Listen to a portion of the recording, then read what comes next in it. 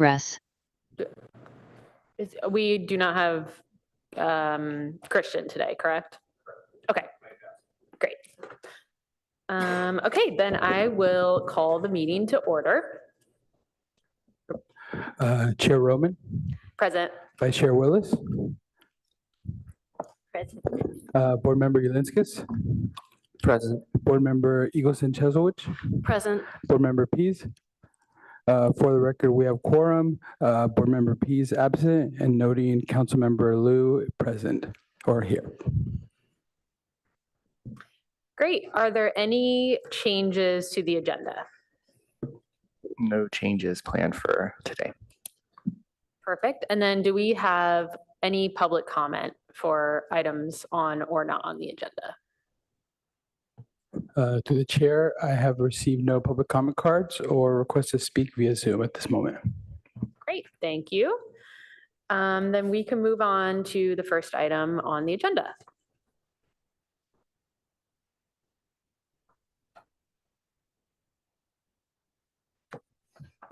All right, well, good morning. Welcome to our meeting in October. So I just have some brief updates here. We do have 2 more meetings left in the year. I'm anticipating that we'll have a project coming before the board at the 11/13 meeting, and also having a follow-up, should I say, or wrapping up the efforts for the award program and having the projects sent out ahead of the meeting so the board can review those building permits and entitlements that have gone through review. As for some other updates, there is a religious tolerance training offered on October 14th and the 15th. If there's any interest, happy to coordinate some of those details with the board members and highly recommend attendance. It is in person. And with that, I can entertain any further questions that the board may have. Any questions on the schedule?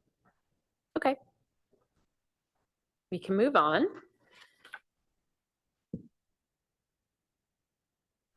To the next agenda item and the staff report. All right, well, hello again. So here we are at 1680 Bryant for a category reclassification. It would be for a category 2 to a category 3. So just want to provide a little context here. The location, it is in the R1 single family zoning district and in the old Palo Alto neighborhood. It's on the corner of Bryant Street and Lowell Avenue. A little bit about the construction chronology. It was built in 1914 with the notable architect, John Hudson Thomas. Here's an image of the original facade at the corner of that intersection of Lowell and Bryant from 1926. And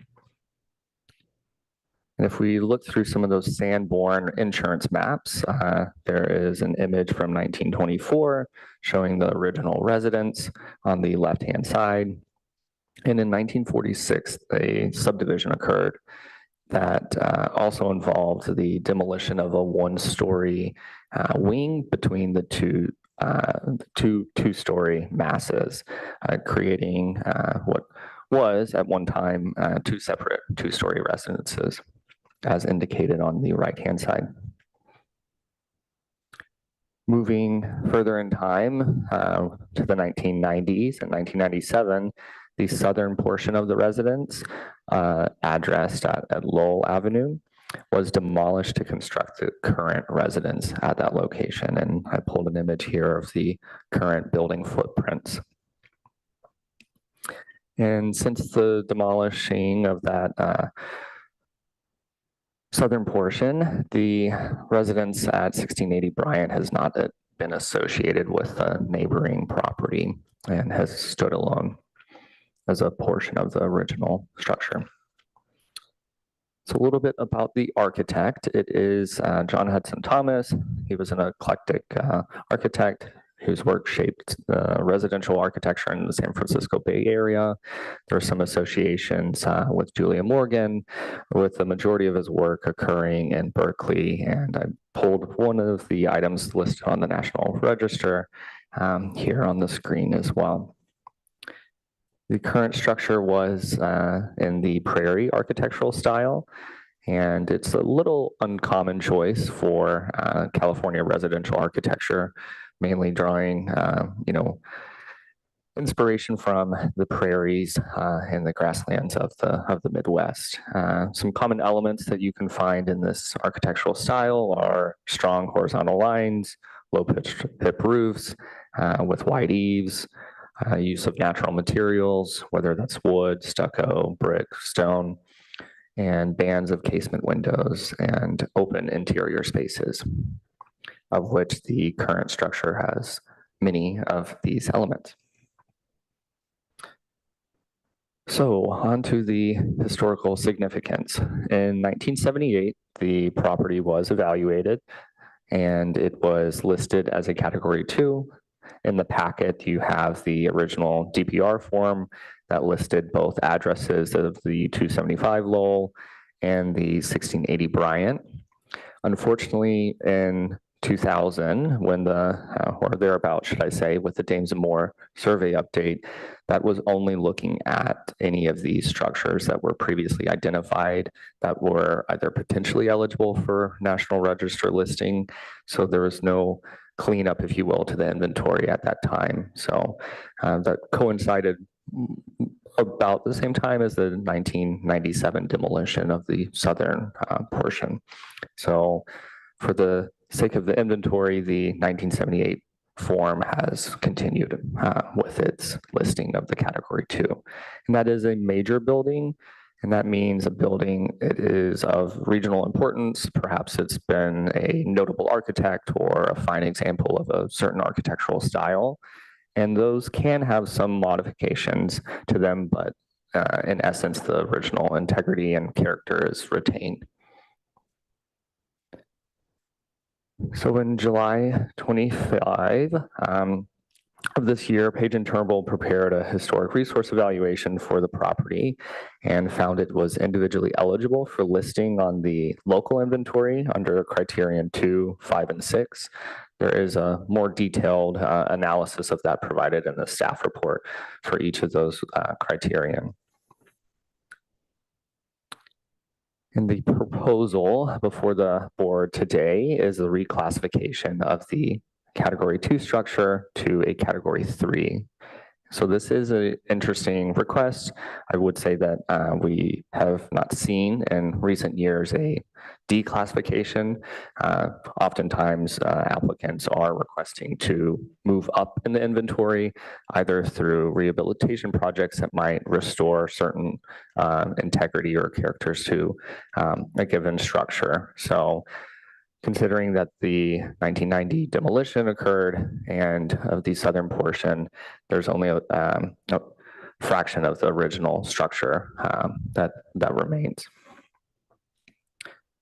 So staff is recommending and concurring with the findings of the historic preservation consultant that the 1680 Bryant owners to support their request of the reclassification. The Historic Resources Board is recommended to approve the reclassification from a Category 2 to a Category 3 for council approval. The board may also continue the reclassification for further discussion, modify the reclassification to another designation listing, say a Category 1 or 4 perhaps, or deny the reclassification. And with that, I can entertain any further questions, and I do believe that the applicant is online and has a brief presentation. Great. Are there any questions for Stephen before we move to the applicant presentation? No? It might not be for you, but it looks from the plans as though there was some kind of low structure, a portico or something in front of the building originally. Do you know what that was? Are there any photos of that? I mean, aside, we did see one, I know, but Yes, so the historic photos of the residence is a little limited, but it was a two-story, kind of two-story masses connecting with a breezeway. While our records are a little bit limited, but there is, other information that may indicate that this structure housed the family, the original owners, in one portion, and perhaps either extended family in the other portion of the two-story residence, either to the south. So it was a dual, residence, if you will. But the one-story connection breezeway was demolished in the 1940s with that subdivision. And I'll add a comment as well. This is Maggie Nicholson. I am a cultural resources planner with Page and Turnbull and the primary author of this report. I believe the question may have also been referring to the now demolished porte cochere on the north facade of the building.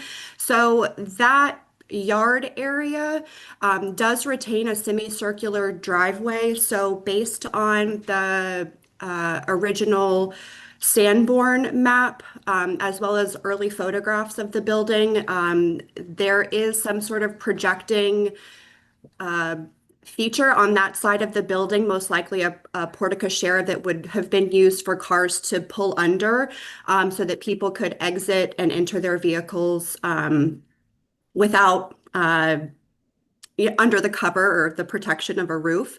The permit history did not reveal when that portion would have been demolished, but I think it would be safe to assume that it probably happened when the wing connecting the two primary volumes was demolished, because that most likely required the building to sort of be reoriented from Lowell to Bryant.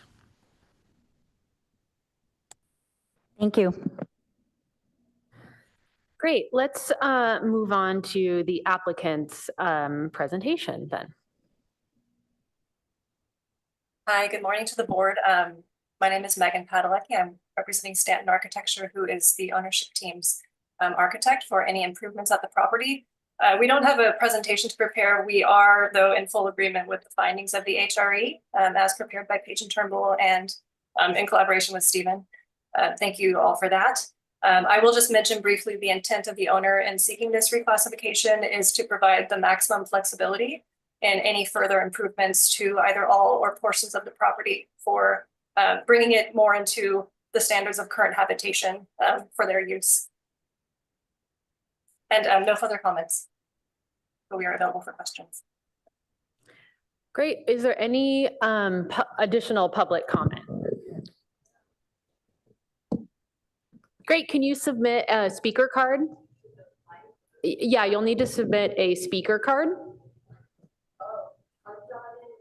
Yeah.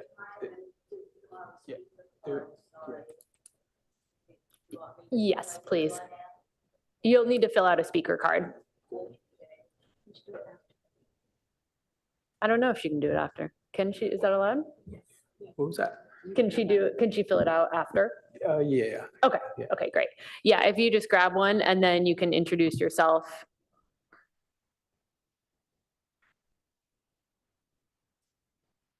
And you can, they're telling me you can fill it out after.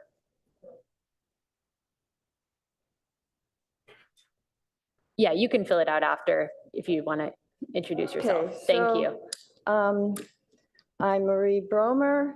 I'm a native Palo Alton, although through my younger adult life, I did not live here.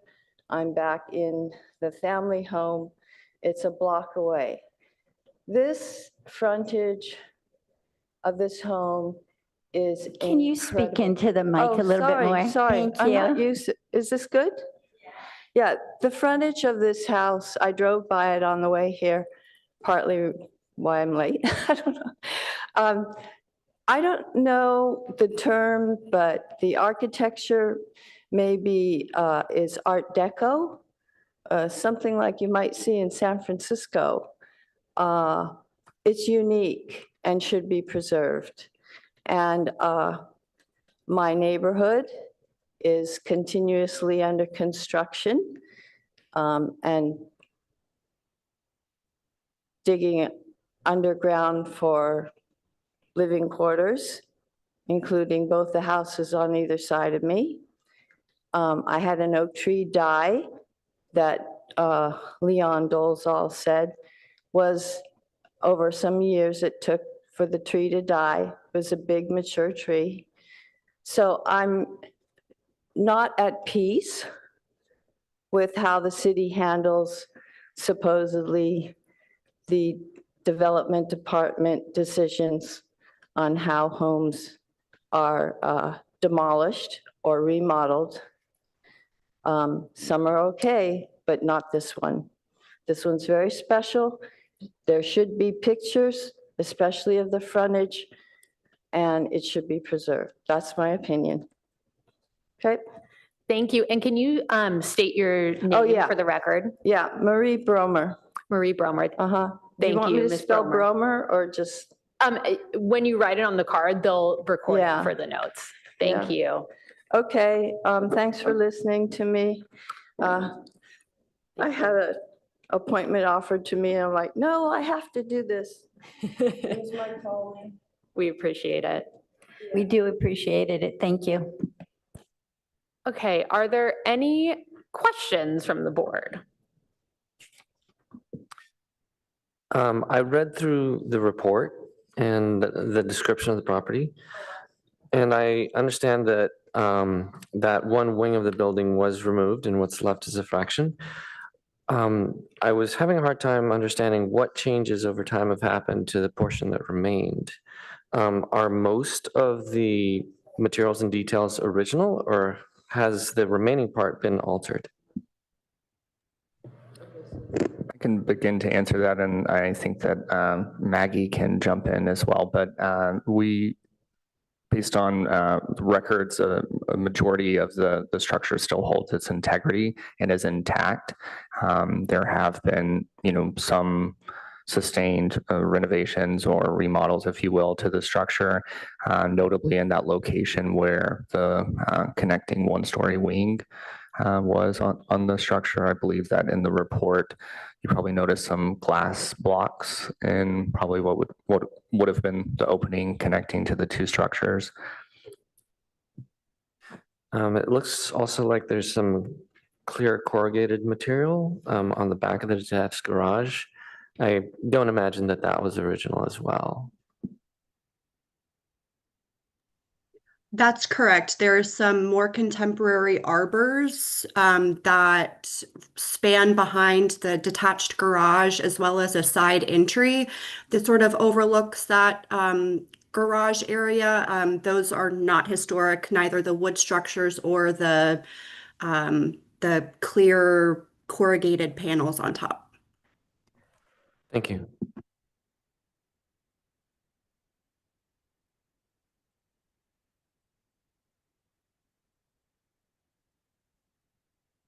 Is there an active project application for this site? No, other than the one before you today.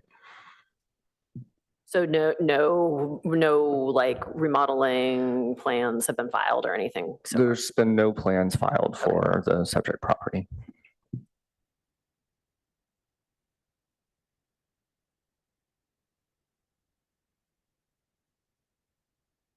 Yeah, we can open discussion. So my feeling is that not much has changed since the 1979 survey. The buildings have been were separated for 76 years, I guess, not counting the fact that part of that time the other one was gone. But for me, it's similar situation to the Lucy Stern properties on Cowper, where she built a house for her daughter next door. I don't believe there was ever a connector between those, but very similar styles, very sympathetic buildings, adjacent buildings, maybe even more related because they have a really strong Cowper Street presence. So maybe visually even a stronger statement than the Low property, but similar, I think. And certainly both of those stand on their own as National Register properties. And my feeling is that it's a great report, but the conclusion is just a little drop there. And with, not changing very many words, you can make a strong argument for this being a category 1. It's a very unique, very old building for our town. I know, it's California. We don't have a lot of old stuff, but for us, 1916 is pretty old. And Thomas did a lovely job on this. It's very understated, I think. It doesn't have a lot of fancy details, or it's not screaming at you, look at me, but it is a beautiful structure. And as an architect, I felt very privileged to go into its sister property before it was demolished. And it was a really amazing study in architecture. Nothing flamboyant, nothing really over the top, but very well done. And I would support a category 1 nomination, but I am befuddled as to why we would ever support a category 3 definite assignment. So it's not our job to make demolition easier if that's what they're looking for. And for me, if they want to remodel and enhance, being a category 2 would give them more flexibility. We could argue for, advantages to the house in the construction, because it is an important building for us. So if they actually want to work on the house, I think let's give them a category 1. If they want to demolish it, not our job to help them. So that's my position. Change my mind. Additional comments? I actually have a follow-up question. So with a category downgrade from 2 to 3, my understanding is that would kind of smooth the way for significant alterations or demolitions, but it wouldn't necessarily, remaining as a category 2 wouldn't necessarily prevent those outcomes either. That is more or less correct. So a category 1 or 2 structure on our local inventory does have a higher level of review.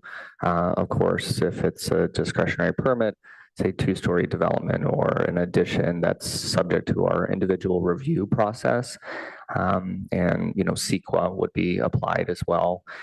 The board does review category 1 and 2 structures. Our zoning code does allow for some staff level review for some minor changes, but any substantial remodel would be coming before the board for a category 1 or 2, which is its current listing. So a downgrade, if you will, would have any development not subject to board review, as well as it would remove that demolition delay that is listed in our local ordinance. So. Thank you.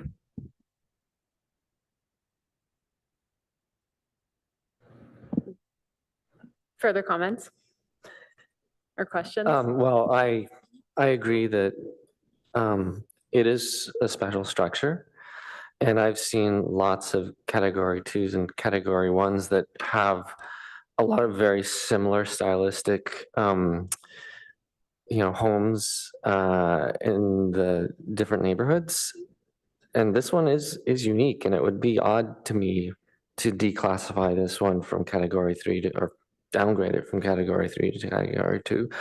I'm not sure about upgrading it to category 1, but I feel it should at least remain a category 2. I think the report was very insightful. And what really came through to me in the Page and Turnbull report was the importance of Thomas as an architect. He has multiple structures listed on the National Register, and that speaks volumes. We don't have the original plans of this structure. We know there was a second residence, but even without the connecting structure in 1978, the DPR said that even in its, quote, mutilated state, it is still an important structure and a superb example of Prairie style and Thomas's work. It's also one of the few, I think we can probably count on one hand, the number of prairie style examples that you have in Palo Alto. And if you're a student of architecture, yeah, it would be great to go see a Frank Lloyd Wright or to look at a picture. But if you can walk down the street, that's pretty amazing. And the fact that the owners chose this style in 1916 in Palo Alto, even though it was not common, actually speaks to Palo Alto's importance and history at that time. That's very cosmopolitan of them to build this. So at the very least, I agree that the categorization should remain despite the loss of half of the structure. It is still a single family standalone home. And we are in the business of preserving what we have. And this is what we have. And it's pretty spectacular. So I support at the very least a category retention. I am open to the discussion of recategorization to a category 1. And that is an option that we have as a board to continue this discussion if we would like to. Any further comments? Yeah, I have comment. So I guess what's bothering me here is looking at this structure in the context of the Secretary of the Interior's standards and the fact that it is a fragmentary structure. You know, we're looking at, 50% or kind of looking at those initial like floor plans. It might be less than 50% of what was there originally. So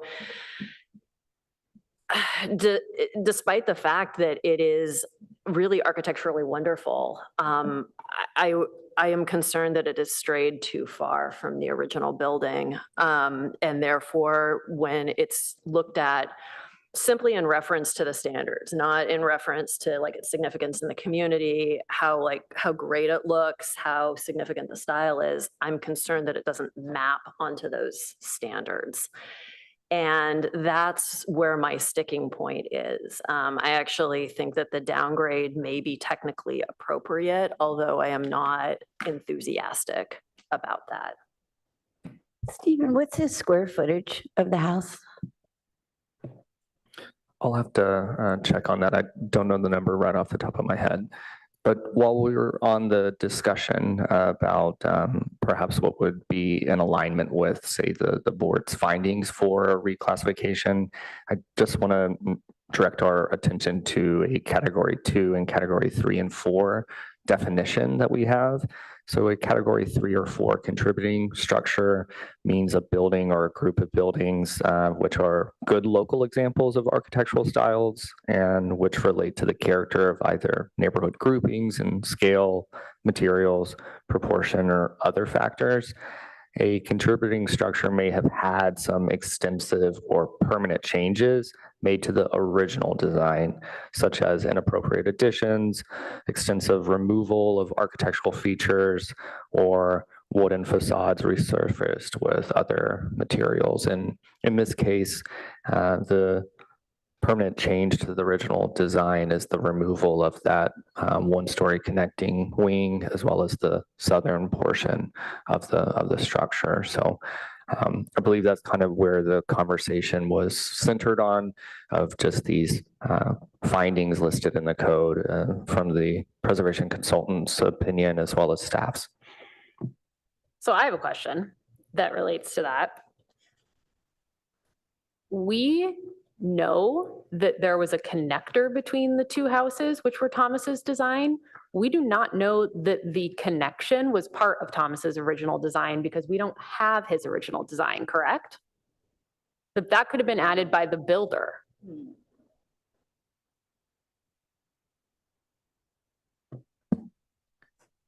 The records that we do have, if we're referencing, say, the Sanborn insurance maps, do indicate that that one-story connection was around the same time as construction. But we don't know that it was designed by Thomas. We don't know that it was part of his design. We know that it was built at the same time. We don't have the original plans. All we have is Sanborn maps and photos, sort of. It's possible, but I think the more likely thing is that it was part of his original design. But to Alyssa's point, I really feel like this is a significant house in and of itself. It's not like it's the, some little, I mean, even if it was the carriage house, we still, keep this carriage houses when they're put on a separate piece of property, it's a lot subdivided. We still keep those as a historic property, even though they're not in their original context and attached to their original property.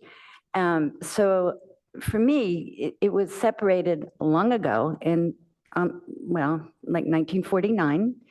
The landscaping separated it strongly visually from soon after. I mean, I didn't see it till the 90s, but certainly at that point, there wasn't a really strong visual connection between the two. So I think that in an ideal world, they would not have built the castle next door, but whatever. I think that this section of the original house, well, actually, I don't even feel like that's what it is. I feel like this is an original house, and there was a second original house, and there was a connector. And the connector's been long gone, so they lost their immediate thing. They still had a very strong stylistic relationship, obviously. But I feel like this property has been a separate house since 1970, well, since 1949. And it's been 75 years. So I don't really feel like its origins as a sister property. I mean, it's, I was thinking Siamese twins, but this isn't even really Siamese twins. This is sisters holding hands, and okay, one sister died, and that is really sad. But the other sister is strong and healthy and looking good.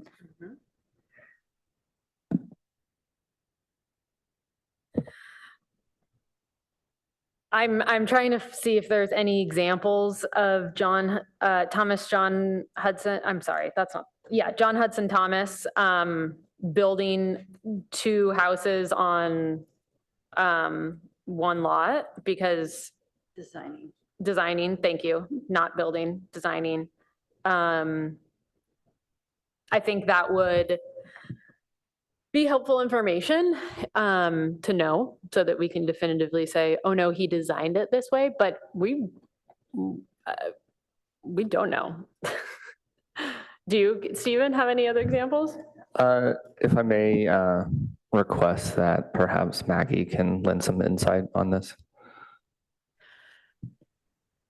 My opinion is that the early photographic evidence that we have, coupled with the Sanborn maps, it would be very unlikely that what was built in that H configuration was not part of his plan or his design. One of the photos, that's sort of an oblique view, I see a continuation of that parapet wall across that one-story breezeway. So these were not designed as two separate houses, in my opinion. This was one residence. And the family that subdivided the house also built other structures on the property. They were one-story detached cottages or bungalows, if you will. While we don't have any photographic evidence of those, they do appear on early Sanborn maps. And based on what I read in historic newspapers about the Frost family, Mrs. Frost was wanting to provide additional housing in Palo Alto. So that was part of the reason why she had these detached single-family homes built on the periphery of her property, and eventually had her one singular house partially demolished to create two single-family houses. So I don't believe that what was originally constructed in 1916 was any sort of modification on Thomas's design. I think that this H-shaped configuration was his intent, and over time it has slowly been eroded. I do believe that the single-family home that remains today is a fantastic example of Thomas's application of the prairie style, and certainly a very rare example in Palo Alto. There's only one other one of his designs listed on the local inventory on Middlefield, I believe. So it does read well on its own, but it truly is not even half of what his original design was.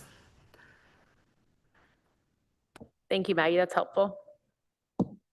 I actually have a question. Looking at these historical images on packet page 52 and 53, to me, it sort of looks like in figure 50, I mean, is that breezeway, like that connecting breezeway, was that the front entrance? I mean, it seems to have like an awning and, you know, it looks fairly prominent. And also in figure 49, it looks like there's a frame for maybe that awning in what looks like the breezeway. So I just wanted to like ask is, you know, was that the front entrance to the structure? And then kind of as a secondary, I know we talked about this covered like carport, like driveway area, but is it that what is currently the front door of the house? I mean, that was the side or like auto entrance. I mean, to me, that actually represents a pretty significant change in the like the relationship of the structure to the site, if I'm looking at this correctly.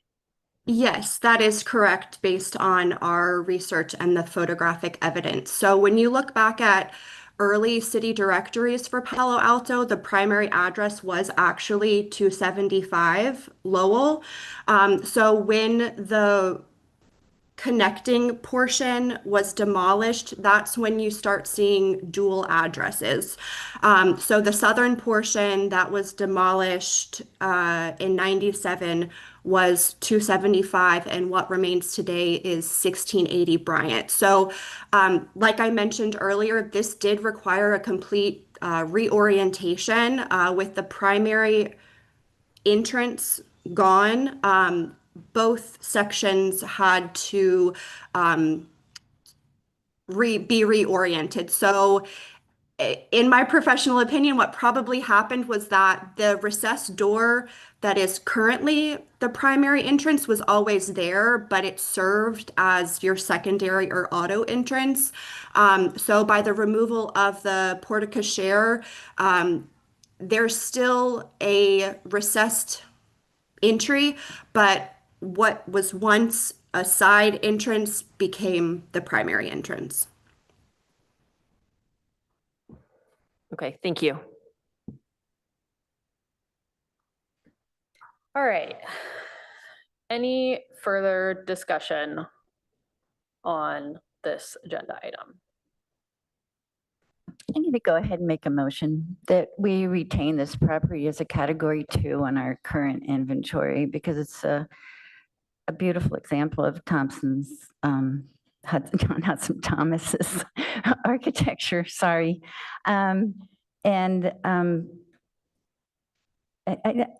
It's a very prominent corner position. I think it holds a strong place in our community. It's not like it's hidden away somewhere where we're not going to see it.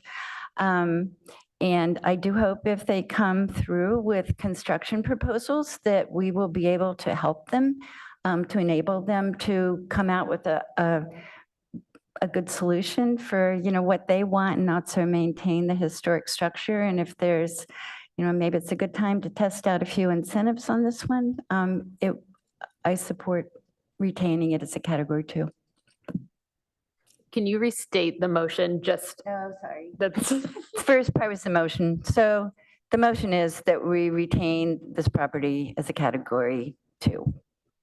I second the motion. All right.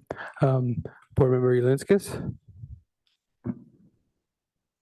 I agree with that motion. I mean, I've seen well, if half the house was torn down, then to me, the remaining structure would be significantly altered, but I've seen cases where a historic structure loses a porch or loses some extension. And the connector to me seems like it's sort of on that level of removal where it was a small portion of the overall expression of the exterior. So yes, I support the motion. Remember Eagleson Cheswich? No, but with sadness. Vice Chair Willis, Yes. Chair Roman.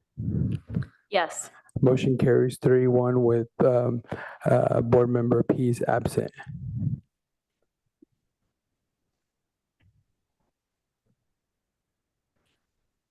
Okay. Should we move on to the next agenda item?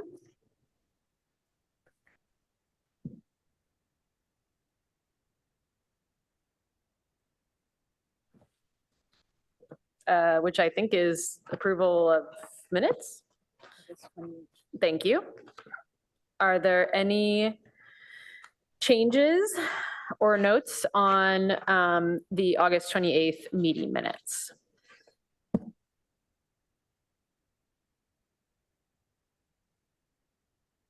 All right, then I move to approve the meeting minutes from August 28th. I'll second. I'll second. Can we just Yeah. voice vote? No. Yeah. Board Member Eagleson Cheswich, Yes. Board Member Ulinskis, Yes. Vice Chair Willis, Yes. Chair Roman. Yes. Motion carries 4-0 with Board Member Pease absent. Okay. Any subcommittee updates or other board business for discussion? Well, first off, I want to volunteer to come into Stephen's office and retype the 2025 subcommittee assignments. Why? Because they're crossed out, half empty, not updated yet, right? Not yet. Yes, Vice Chair Willis is missing from goal 3, inventory updates. Noted. Thank you for that.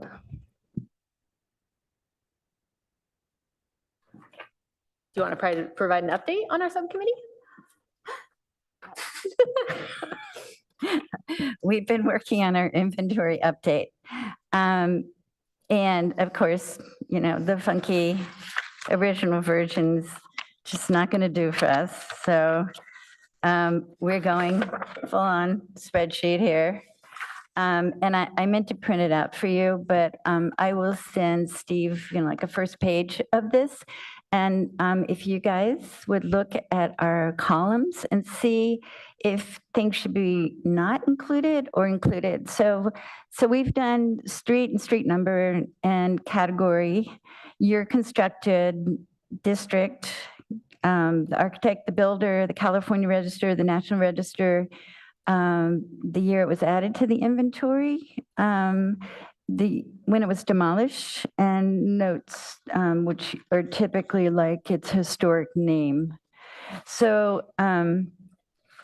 the big debate, well, I don't know, we debated it briefly. It wasn't a big debate for us, but you guys may feel differently, but Samantha and I feel like we should include the demolished properties as a record on this list. You know, they would be clearly marked as demolished, but it would be a reference point for anybody who was looking for historical information, because those DPR seats still exist, and I would very much like to have them linked to this at some point. So you just go into the city's website, you can find an address, you can link to the DPR sheet. I think that, you know, our big question is, you know, should those be here? Or are they just going to muddy the waters?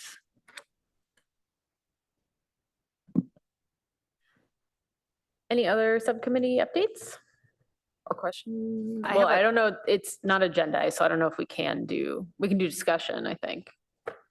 I have a couple of quick things, but that aren't related to Oh, that. great. Okay, so- perfect. Okay. My first thing is just asking about the awards program. If it's going to come up, I think we would probably appreciate as much time as possible to look at the list. And then the second question I have is actually related to the California Preservation Foundation courses. I was wondering, I know we're able to sign up for them somehow, but I think I might need a refresher on how we would go about making that request. So I don't know if there's like a document or anything, but yeah, I'd be interested, and I don't remember how to do that. Yeah. Sure. I can definitely follow up with some further instructions, but just for the sake of conversation today, there is limited funds that we have for training as required to maintain our certified local government status.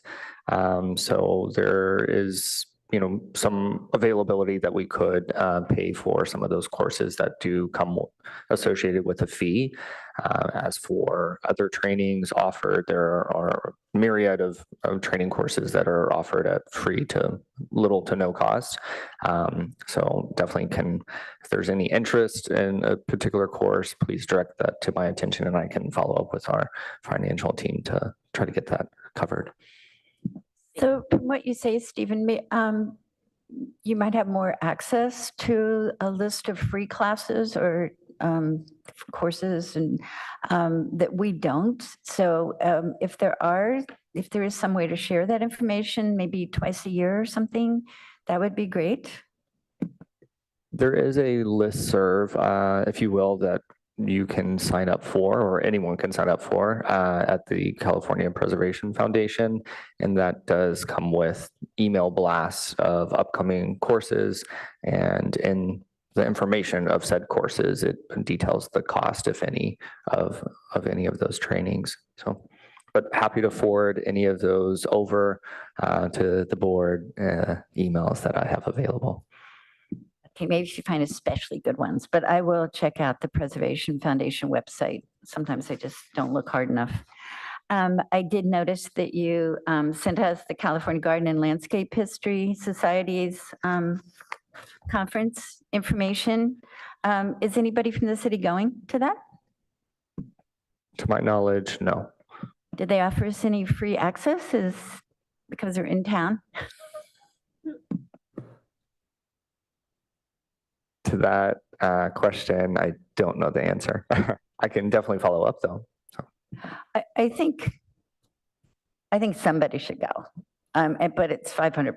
So it's a big ask as an individual, but and primarily they're talking about the Sunset site. They're talking about the Stanford campus. It's not Palo Alto, but it's so Palo Alto adjacent, it is Palo Alto. So I feel like it would be good for us to know, have a relationship with those people, to know who's giving these, a face-to-face with the people giving these talks, some kind of connection. On the flip side, I'm having a hard time pulling my checkbook out for $500, but I don't know. It seems, Stephen, if you could just talk to them and see if there's some way we could interface with it without individually making a huge contribution. Caroline, you could reach out to them too and explain your position on the board and say that you would like to represent, but the city has limited funds for this type of thing. They might give you I would support using a portion of those education funds for Caroline to represent. $500 is pretty steep. The city, is the city a nonprofit? I'm just surprised they haven't, they must have connected with somebody in the city, don't you think? Or not, just the History Museum? Maybe not, maybe they didn't. I was thinking maybe you had some connections, Stephen, but thought I'd ask. On the subject of education and training, I have to do continuing education a lot professionally. And there's a website I go to called AEC Knowledge. And there's a lot of courses there, primarily for disabled access and things like that. But they do have historic and preservation courses, like $35, $45. And some of them are fairly helpful. So I can give Stephen that link and maybe he can distribute it to other board members. That would be great. Those are very agreeable prices. Those are The even thing less. is, again, they're AIA sponsored, so I don't know how official they are in terms of like, Secretary of this Interior Standards, but it's as for the AIA that, they are training for architects. We can always use the opportunity to be critics. Excellent. Okay, great. Any further announcements or board business? Just wanting to put the plug in again for the religious tolerance training that's offered this month. So Thank you, Stephen. That is also very important training that if one is available should make a priority. Okay, then I think we will close for today. Meeting adjourned. Thank you.